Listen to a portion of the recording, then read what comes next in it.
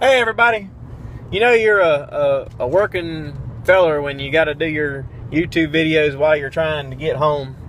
I've spent all day today trying to help my son get his little Mazda Protege going. He had a starter go out, and I remember being a kid and having a starter go out in the past, and you just bridge the two bolts on the solenoid and get that sucker cranked up. It'd fire off, you know. It kind of bypassed the solenoid and get to working, because usually your solenoid is the one that goes bad first. And I tried that and it didn't work. It just went, and I was like, well, crap, it's the starter. So he had the thing at the Waffle House parking lot, and I climbed in the engine and we tried to get it from all different angles, and it's a front wheel drive car. If you look at that motor, it looks like it's in there the wrong way. I mean, I know there's a lot of cars nowadays that are front engine car or front wheel drive cars, and this is a front wheel drive car. Everything's tilted sideways and really tight in there, and it should have a label on it that says your hands ain't gonna fit, don't even try it, and if you do, you're gonna get cut up and bloodied, because that's what happened. Your hands get all cut up and bloodied. I got proof, man. I got scars, I tell you, scars. Anyway, we hemmed and hawed and beat on it and thrust on it, and I even had to go back to the house and get the jack and jack it up and try and go in from underneath, and that's where we found that we could remove a bracket that connected to the intake manifold and to the frame. Once I removed that bracket, I was able to get the bottom bolt out of the starter. I had to remove the air intake to get one of the bolts out of the top, the air intake and the battery, to get one of the bolts out of the top. The second bolt, however, I was busy working on getting it maneuvered out of the hole when the doggone head of the thing stripped. The bolt just decided it was tired and done had it. It was a 98, so it's 16 years old. It just said, no.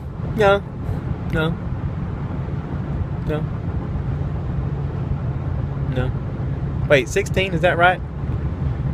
98 to 2014. Yeah, 16. Okay, yeah, that's right. So anyway, the bolt quit. The bolt just said, I give up. I ain't doing this. I ain't turning. You just gonna have to pay a bunch of money to some mechanic that's gonna have to do this, because you ain't got the know-how or tools or any of that. And I agreed. I called around, and I got a good buddy that I work with named Chip McCracken.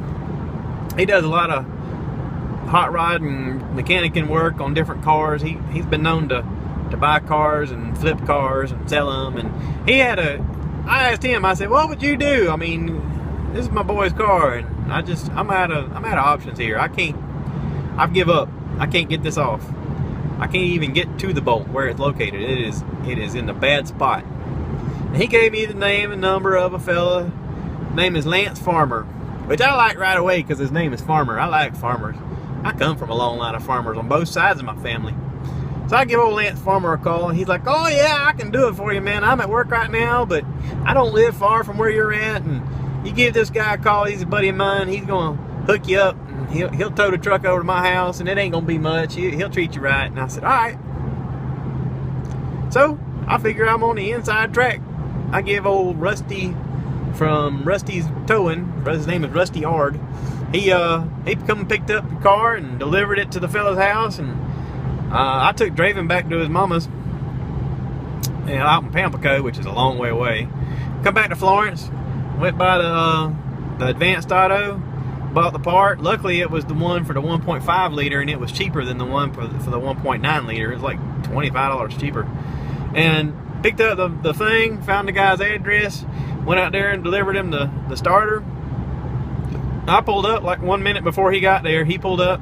He says, oh yeah, I'll get to work on it right now. It'll be done for him tomorrow. I was like, really? He's like, yeah, man, no problem. See, I knew I liked him. He's a good farmer, good fella. Them farmers, man, I like them. Them good people. So anyway, I guess Draven will be on the road soon. He had saved up some money, which is good, because you know, when you're driving a older vehicle, it's good to have some money laying around so that you can buy the parts and pieces that are needed to mend it back together and keep you going. And I told him I would buy the starter for him since it's his birthday coming up in about a month. I figured, happy birthday, here's your starter.